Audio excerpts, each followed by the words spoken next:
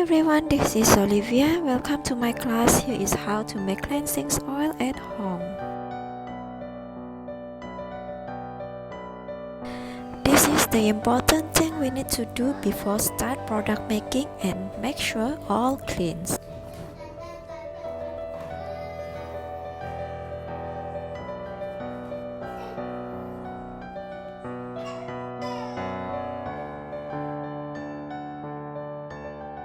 Let's see what we need.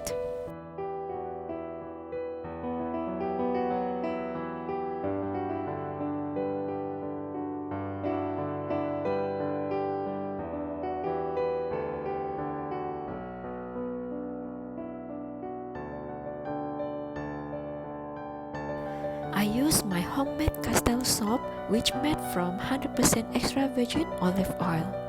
Or you may also use a ready-made castle soap. And I use my homemade virgin coconut oil too. Here is the function of the ingredients.